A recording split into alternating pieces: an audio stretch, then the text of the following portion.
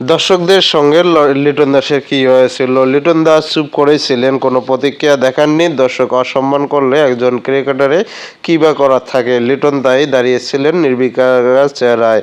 তার দল ঢাকা ক্যাপিটাল অবশ্য চুপ থাকেনি, দুঃসময়ে লিটনের পাশে দাঁড়িয়েছে। লিটন যে কারণে দলের প্রতি কৃতজ্ঞ, এই ঘটনার প্রতিবাদ জানিয়েছে রংপুর রাইডার্সও।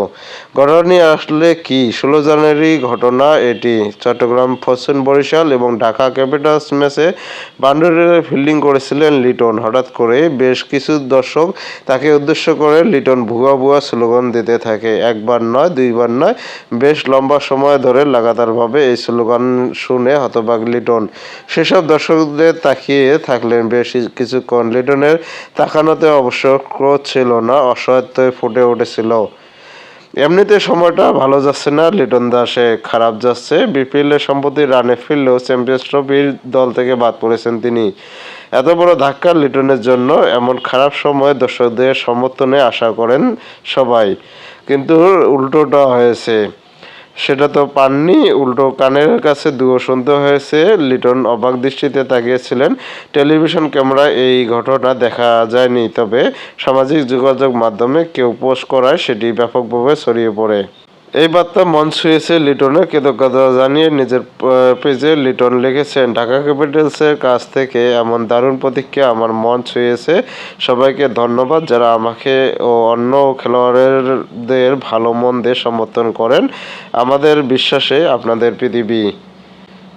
লিটনকে গ্যালারি থেকে দুয়ো দেওয়ার ঘটনাটি ভালোভাবে নেয়নি তার ফ্র্যাঞ্চাইজি ঢাকা ক্যাপিটালস। দলটি নিজেদের অফিসিয়াল পেজে লিটনের পাশে দাঁড়িয়ে লিখেছে, আপনি হয়তো একটি ঝাপসা ভিডিওতে কাউকে দুধ্বনি শুনতে দেখেছেন। আমরা দেখেছি একজন জাতীয় নায়কের বিপিএল ইতিহাসের দ্রুততম শতক হাঁকিয়ে রেকর্ড গড়া পার্টনারশিপের অংশ হয়ে ওঠা। আপনি সমালোচনা দেখেন, আমরা দেখি একজন তারকা ব্যাটারের দেশের হয়ে সবচেয়ে বড় ওয়ানডে ইনিংস খেলা এবং দেশের হয়ে টেস্ট র্যাঙ্কিংয়ে ব্যাটার হিসেবে সর্বোচ্চ স্থানে আসা।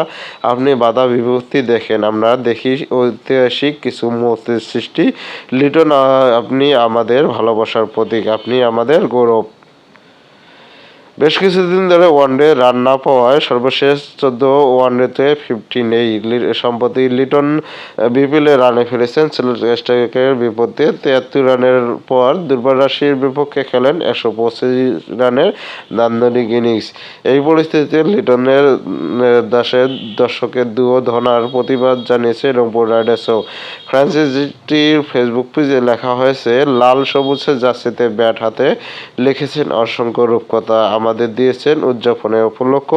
আমরা সেই লিটন দাসকে মনে রাখি, সমর্থন করি।